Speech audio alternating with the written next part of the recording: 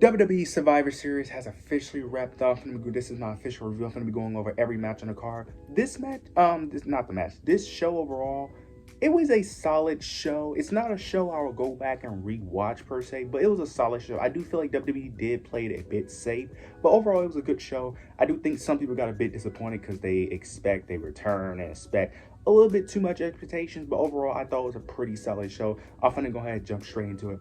The first match we start off with is Team Rhea versus Team Liv Morgan. Early on in this match, it was very sloppy and a bit clunky, and it looked like it was a lot of miscommunication. Overall, I do think the match was good. Once everyone got in the ring, it did get better. We did have a few cool spots. We had the EO signature spot where she's at the top of the cage. She ends up putting the trash can. She ended up doing a moonsault off the top of the cage. Then we had Tiffany Stratton right after her, ended up doing a swanton off the top of the cage. But we end up getting towards the end of the match where it's Rhea, Liv, they're going back and forth, but Rhea gets the upper hand and ends up doing a riptide off the top rope onto the table, picking up the victory, pinning Liv Morgan, which most likely is going to set up a eventual match because Rhea can use that as a can use that argument that she won at War Games and she pinned her, so that could set up their next match. Don't know when, but I'm very interested to see how that plays out. Now, people are mad about the whole Tiffany, because Tiffany Stratton did tease a cash in but didn't do it. I know people are mad about that.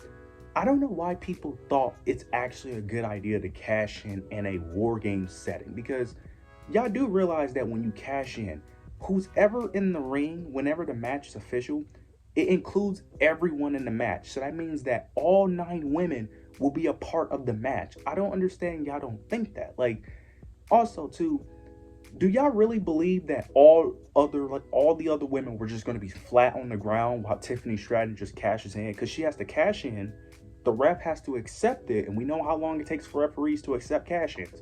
Then they have to announce the match, which takes a little bit. Then she has to do a finisher because she's just not going to pin Liv or Nia. She's going to have to do a move to put them away for real, and then do it. That takes time, and you expect Rhea Ripley, Bianca, Candice LeRae, Raquel, everyone in the match to just stand there or either just still be on the ground. Like, that's just not happening. And then after the match, it makes even less sense to cash in because, like, again, it includes everyone. Everyone is a part of the match, which means everyone gets an opportunity to fight for that title. It's not just a triple threat match. It's basically a 10-way women match. So that means after the match, when the babyfaces win, when they're all standing up, that means that's even worse to cash in because all of them are standing up now. I don't understand people who think thought it was a good idea to cash in that setting. It just doesn't make sense from a logical. You guys let me know.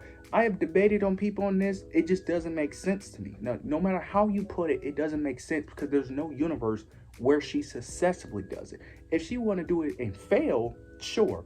But successfully cash in, it just doesn't make sense. But I'm interested to see how this plays out.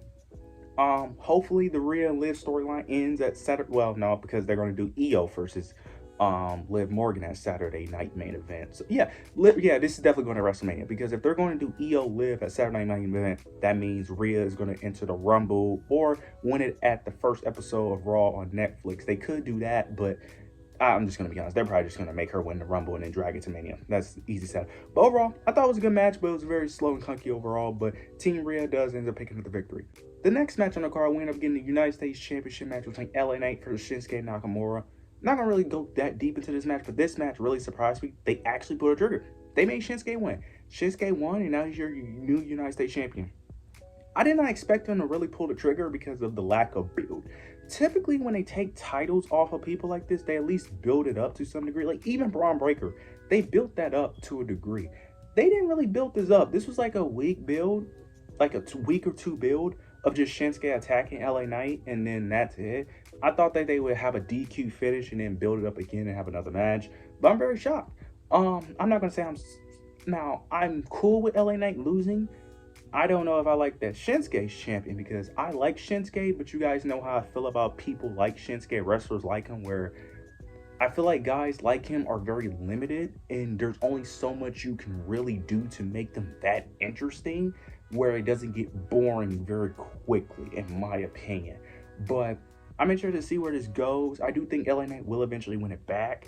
I don't see him holding it for long, but I could be wrong because I was wrong about this match. But overall, the match was all right. Nothing major, but Shinsuke does pick up the victory, building up his new gimmick, which I do think was a good thing. So I do think it was the right decision overall. Interested to see how this plays out, but Shinsuke is now your new United States champion. Now we end up getting Damian Priest versus Gunther for the World Heavyweight Championship match. This match was very interesting. I was wondering how they was going to protect Damian Priest. Throughout the match, they end up playing an arm injury throughout the match. Gunther constantly attacking the arm, trying to get the advantage. Damian Priest constantly having the arm weigh him down. Now, the ending is what confused me. Damian Priest is on the outside. Then you get Finn Balor comes out, interferes, hit a coup de grace. Then Gunther attacks Finn, and Gunther ends up doing not a power. He ends up putting him in the Kimura lock, if I'm not mistaken, tapping him out or making him pass out. I'm so confused by this because why are we going backwards with the Judgment Day storyline? I thought we was done with that. Now, I know Finn Balor has constantly mentioned Damian Priest over and over again, but I feel like that should be done. Also, number two, I feel like the whole purpose of Gunther's title reign was to, make sure he has no, trying to think of the word. He doesn't have no, anything to tarnish his World Heavyweight Champion reign because he defeated all the people that had doubts in his run. He defeated Randy Orton, there was doubts about him actually beating him. Then he defeated him clean. Had doubts about Sami Zayn. Then doubts about Damian Priest. I thought he was going to win cleanly here, but they kind of just did what they did at SummerSlam. But it doesn't have the same effect because Finn Balor doesn't have the momentum he once had. Plus, he's not costing Damian the world title anymore. The story isn't as hot. It's just not, this just didn't hit. It just didn't hit. I just don't. Now, they could do a thing where they make this a triple threat. I could see it, but do I really want Damian Priest back in this feud? This kind of makes me feel like this was last minute, because if the whole plan was to always have Damian Priest back with the Judgment Day, then why end the feud at Bad Blood for them? You could have just had Finn Balor won at Bad Blood. Damian Priest wants his get back. Then you could have just done what you've been doing with Rhea Ripley and Jade Cargill, which is write them off TV for a bit. You could have just had an angle where Finn Balor and Judgment Day take him out for a couple weeks. That way you could have, I don't know, but maybe this is the best thing for him because I don't know what Damian Priest would have done after this match anyway. So maybe this is the best thing, but I don't know. I don't have high hopes for this, but we'll see how this plays out. Hopefully I'm wrong. Hopefully this becomes a really great feud again, but I have little to high hopes. But Gunther ends up retaining and is still your World Heavyweight Champion. Now we end up getting the triple threat match for the IC title, for the Intercontinental title between Braun Breaker, Sheamus, and Ludwig Kaiser. This match came before the World Heavyweight Championship match, but my mind just thought of the World Heavyweight Championship match before. This was the match of the night, in my opinion. This was the match of the night. This was a really great match. Really enjoyed it. All three men delivered. It was some really cool spots. We had one spot where Braun Breaker does that ring apron clothesline, but he ends up doing it on both Ludwig and Sheamus. We had a couple of near falls with Sheamus. Looked like he was about to win, but it was one moment where Sheamus ended up hitting a bro kick on Braun, but then Ludwig pulls the ref. There was some really cool spots, but towards the end of the match, we ended up getting a spot where I think Ludwig, Sheamus was going back and forth, and then out of nowhere, the camera was off of Braun Breaker, and it just showed Braun Breaker spearing Ludwig out of nowhere. Then he ends up spearing Sheamus to retain his Intercontinental Championship. This was really good, really fun, fast-paced match. I really enjoyed this match. I'm interested to see how they play this off. I wonder if they're going to continue this triple threat build, or are they just going to separate one and then do a bunch of one-on-one matches. Very interested to see how this plays out, but I'm happy that Braun Breaker won. Wonder what's going to be the end game here, but yeah, Braun Breaker is still your Intercontinental Champion. Now we get the main event. New Bloodline versus Old Bloodline. This match was really good. I really enjoyed this match.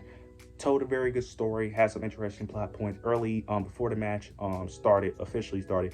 It was one point where Roman and CM Punk was in the cage, in the little cell, and CM Punk was about to leave, but he ends up stopping CM Punk, having Sammy leave. Then when it was just them two, Roman tried to leave, and then CM Punk was the one that interfered, ends up, playing that story of them butting heads. It was some really cool spots. We have Jacob Fatu being amazing, no selling a bunch of things, just constantly no selling, building him up as this dominant force. We had some great callbacks. We had Jimmy and Sammy doing their signature handshake. We also had Jimmy and Jay doing the 1D, both of them doing the Uso splash. We had some really cool spots in this match. Then we get later in the match where Roman is finally finna come to the ring. Solo ends up locking the cage, so Roman ends up climbing the cage. He ends up taking everyone out eventually because Tama Tonga, Bronson Reed all try to attack him while he was on top of the cage, but he ends up taking him out. Then we get to a spot where it's CM Punk and Roman Reigns. They're fighting off the bloodline. It's Solo and someone else. I don't remember. I think it was Jacob Fatu they was fighting. They're going back and forth. Roman ends up reversing move off Solo, tries to go for a spear, but Solo reverses it, and he accidentally spears CM Punk, which was a very interesting spot. Then we had a moment where Roman, all the bloodline was helping each other up, and then Roman decides not to help CM Punk. But then later in the match, CM Punk ends up helping out Roman, because later in the match, it was a moment where Roman was on the table. Bronson Reed goes all the way to the top for that tsunami spot at the top of the cage. He jumps, but CM Punk pulls Roman out the way, saving him from that tsunami, which was a crazy spot because that was perfectly executed. The way they did that was perfectly executed. Then after that spot, we end up getting a point where Solo is all by himself. It's just OG Bloodline and CM Punk. Everyone just basically spams finishers on Solo Sikoa. Roman ends up sparing him, picking up the victory for OG Bloodline. Then afterwards, we end up getting a moment where everyone, celebrates, and then we end up getting CM Punk and Roman ends up shaking hands, acknowledging each other. They all throw up the one. CM Punk ends up doing his, go to sleep pose. Then afterwards, it was a little awkward, but I did like the moment where, because they was taking forever for this moment, they ended up going towards the entrance ramp. And it looked like they was building towards something, but they didn't. And they ended up doing the same thing they did in the ring, which was a bit confusing. But overall, this was a good pay-per-view. I enjoyed it. They played a good story here. Very interested to see how this plays out, and eventually how these stories are going to play out, and eventually when we're going to get that Roman CM Punk feud. But overall, good pay-per-view. I enjoyed it. You guys let me know your opinions down below. Make sure to like, comment, subscribe. But yeah, that's it.